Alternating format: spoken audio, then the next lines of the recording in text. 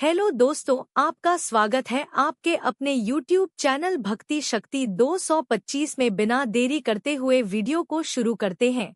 बहुत प्राचीन समय की बात है, जब पृथ्वी अभी भी मनुष्य से उम्मीद किया करती थी। जब जंगल केवल लकड़ी नहीं थे और पशु केवल मांस नहीं। उस युग में मनुष्य और प्रकृति के बीच एक मौन समझौता था। जीवन लिया जाएगा, पर सम्मान के साथ। भूख मिटाई जाएगी, पर क्रूरता के बिना। पर जैसे जैसे मनुष्य ने अपने आप को सबसे ऊपर समझना शुरू किया, उसी दिन से अधर्म ने धीरे धीरे जड़ पकड़ ली। पृथ्वी माता यह सब चुपचाप सहती रहीं।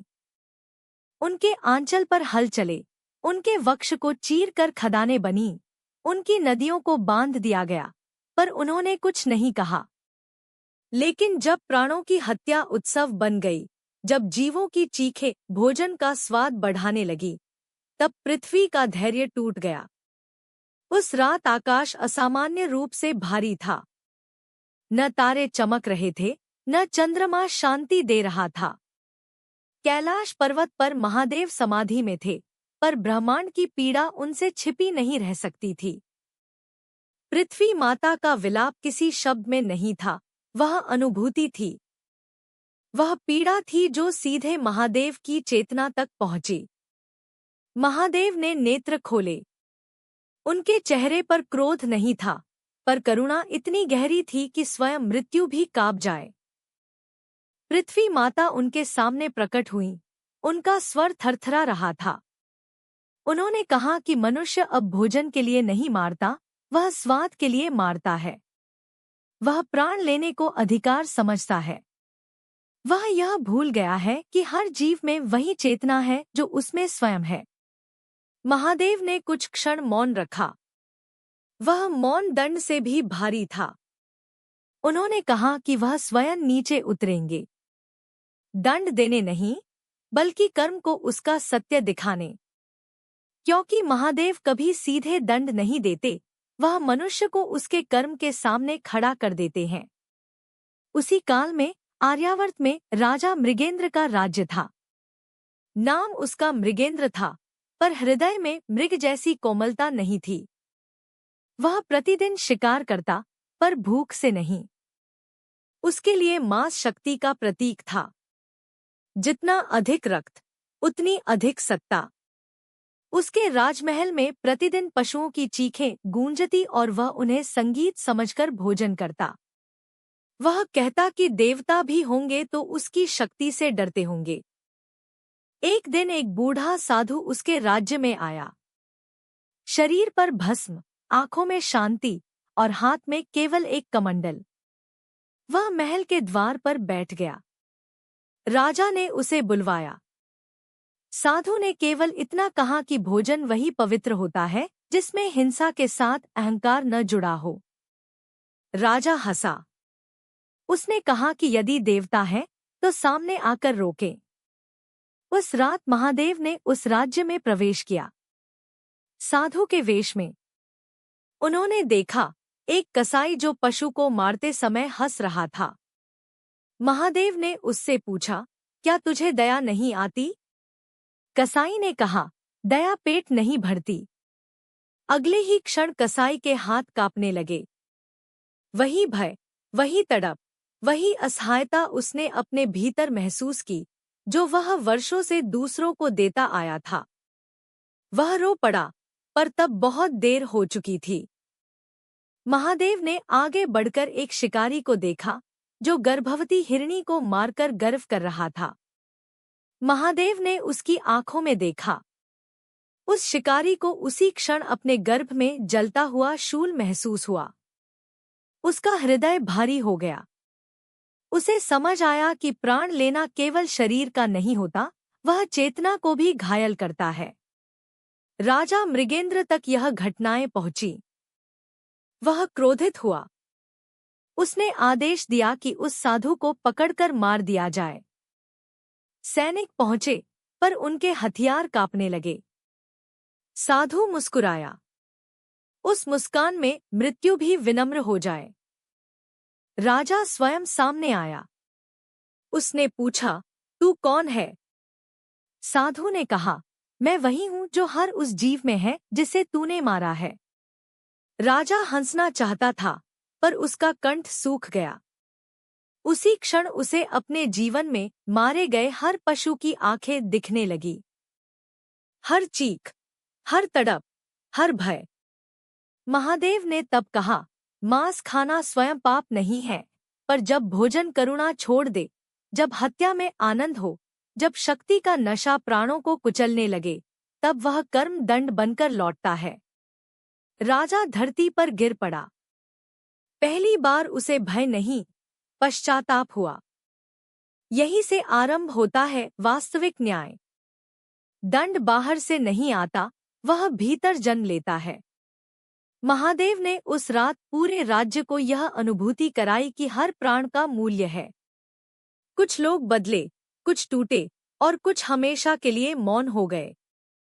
कैलाश लौटते समय पृथ्वी माता ने कुछ नहीं कहा। उनकी नदियां थोड़ी साफ थी। जंगलों में हल्की शांति थी। महादेव जानते थे, यात्रा अभी पूरी नहीं हुई है। राजा मृगेंद्र धरती पर गिर चुका था, पर वह गिरना केवल शरीर का नहीं था, वह उसके अहंकार का पतन था। वर्षों तक जिस सिंहासन पर बैठकर उसने स्वयं को देवताओं से ऊपर समझा था, उसी भूमि ने आज उसे अपनी गोद में ले लिया था। उसकी सांसें तेज थीं, आंखें फैली हुई थीं, और मस्तिष्क में एक साथ सैकड़ों दृश्य चल रहे थे। वह दृश्य नहीं थे, वे स्मृतियां थीं। हर वह क्षण जब उसने किसी जीव को मरते देखा और उसे मनोरंजन समझा। उसने देखा एक बछड़ा जो मां से अलग किया गया था। उसने सुनी एक भैंस की चीख, जिसे बांधकर घसीटा गया था। उसने महसूस किया एक हिरनी का भय, जिसकी आंखों में मृत्यु उतर आई थी। यह सब किसी स्वप्न की तरह नहीं था, यह यथार्थ था, जो अब उसके भीतर जी रहा था। राजा चीखना चाहता था, पर उसके स्वर ने उसका साथ छोड़ दिया। उसके होंठ कांप रहे थे, पर शब्द नहीं निकल रहे थे।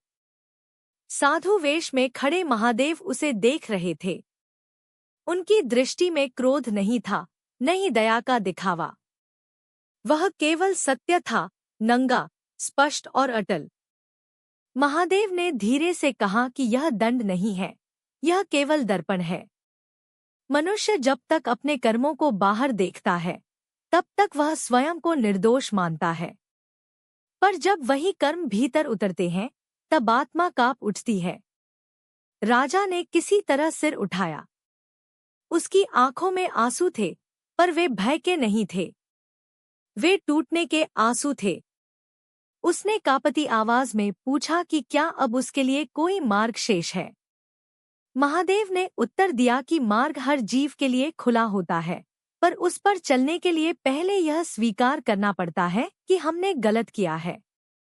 पश्चाताप केवल शब्द नहीं है, वह जीवन की दिशा बदलने का साहस है।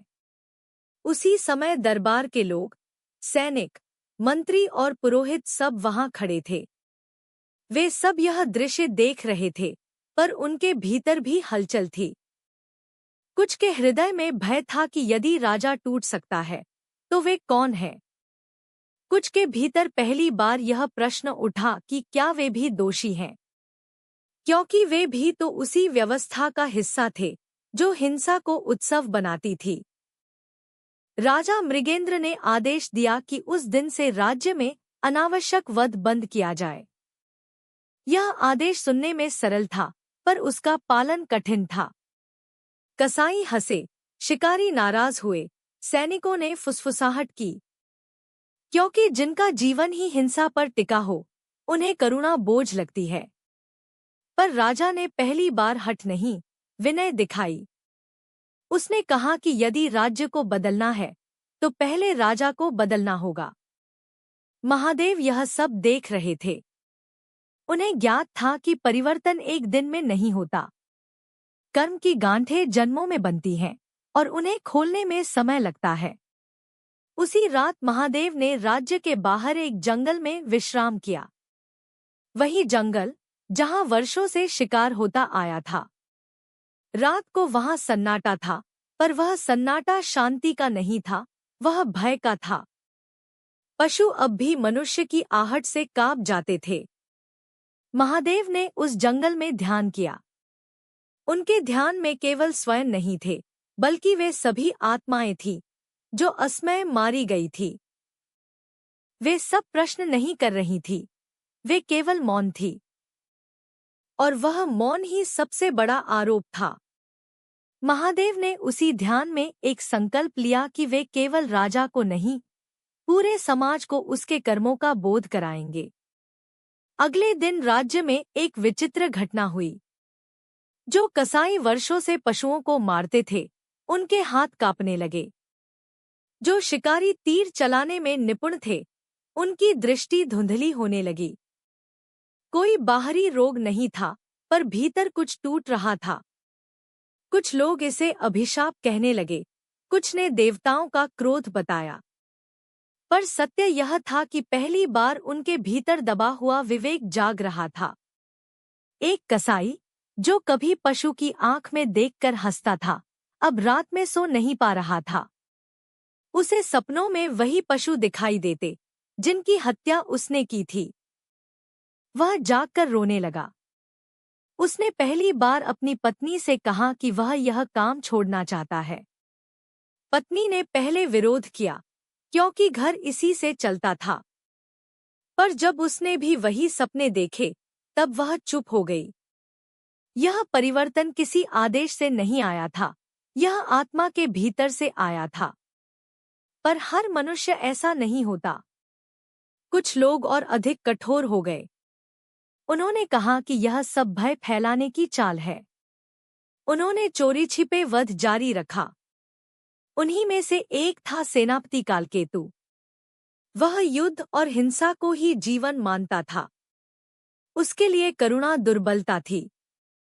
उसने राजा को चेतावनी दी कि यह मार्ग राज्य को कमजोर बना देगा। राजा ने उसे सुनकर भी मौन रखा।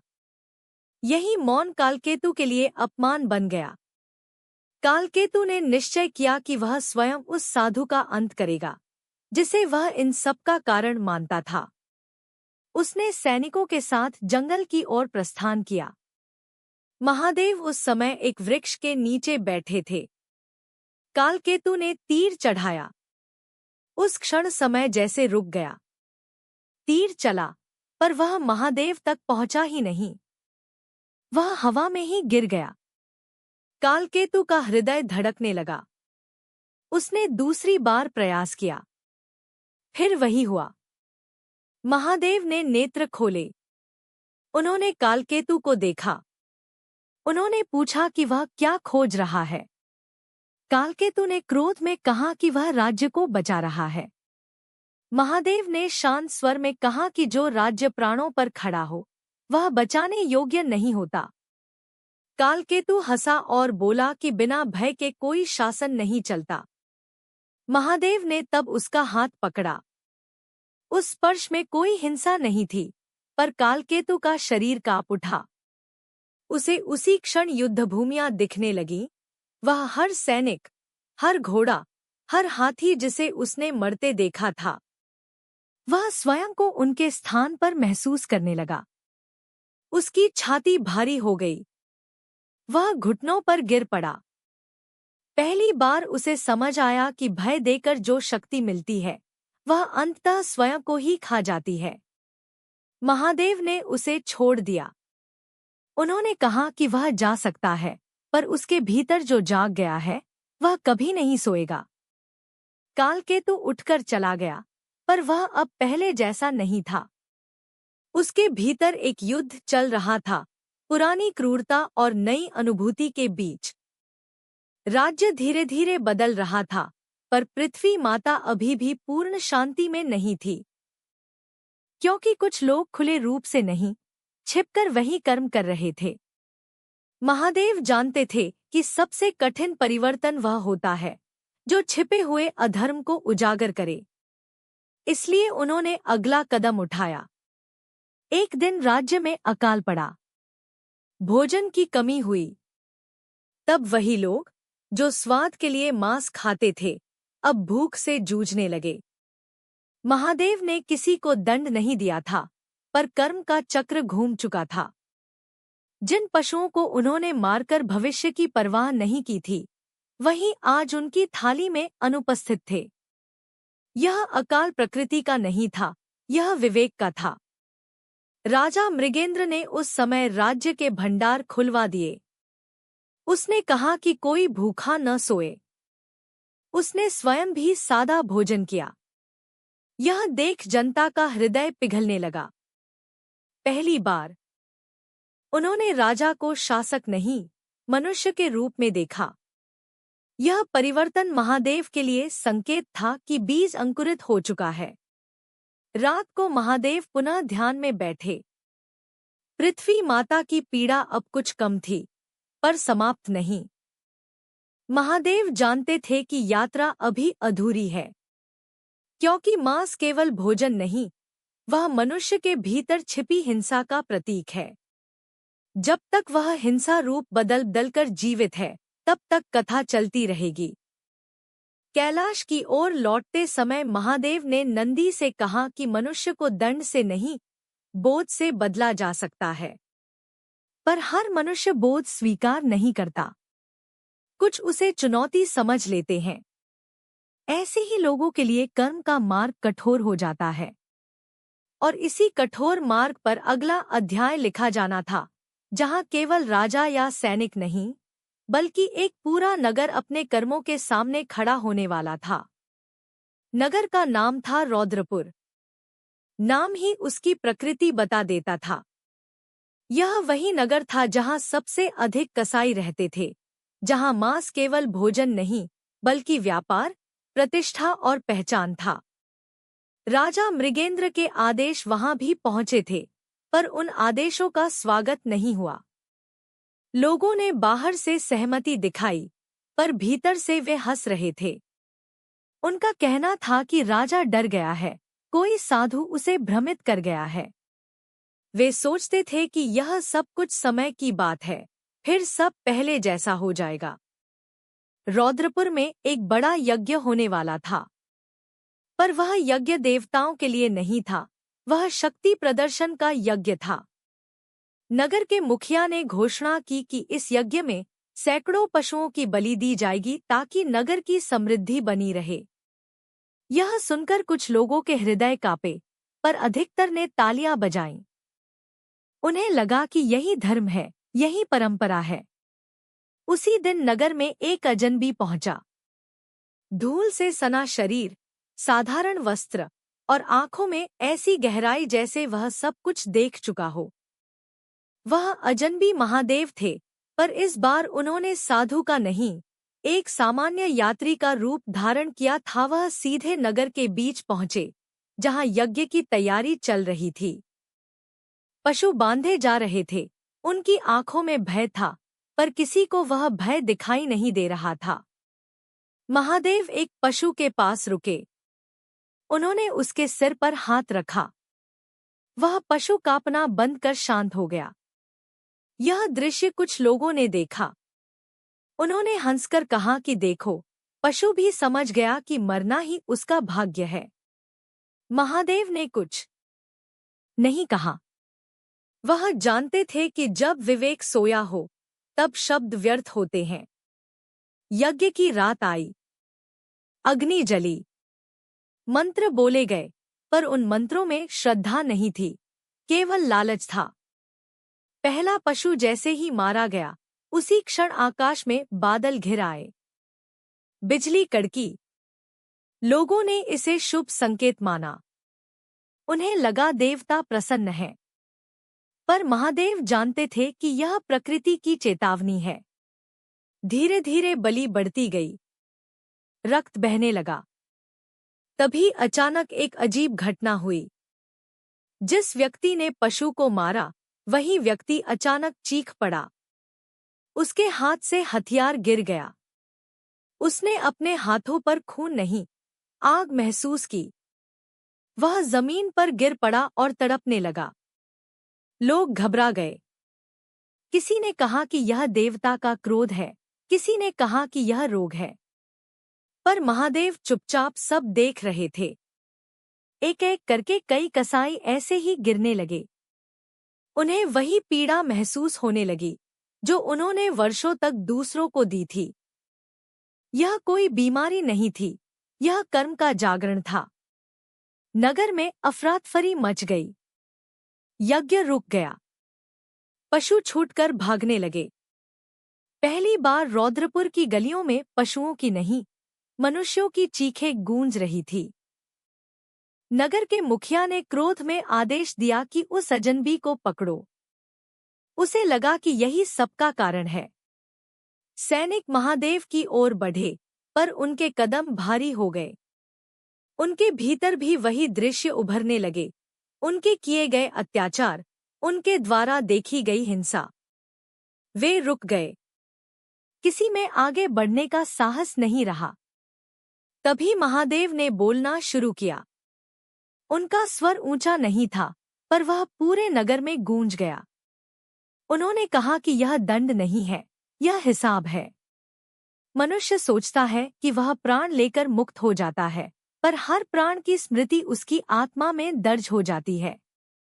जब वह स्मृति जागती है, तब पीड़ा बन जाती है। नगर के मुखिया ने कांपते स्वर में पूछा कि क्या अब कोई उपाय है। महादेव ने कहा कि उपाय हमेशा होता है, पर उसके लिए अहंकार छोड़ना पड़ता है। उन्होंने कहा कि यदि यह यज्ञ रोका जाए, यदि पशुओं को मुक्त किया जाए, और यदि यह स्वीकार किया जाए कि हिंसा धर्म नहीं है, तब मार्ग खुलेगा। कुछ लोग तुरंत सहमत हो गए। उन्होंने रस्सियां खोलीं। पशु भागने लगे, पर कुछ लोग अब भी अड़े रहे। उन्हें लगा कि यह झुकना हार है। उन्हीं में से एक युवक ने चिल्लाकर कहा कि यदि पशु नहीं मारे गए तो नगर नष्ट हो जाएगा। महादेव ने उसकी ओर देखा। उस दृष्टि में कोई क्रोध नहीं था।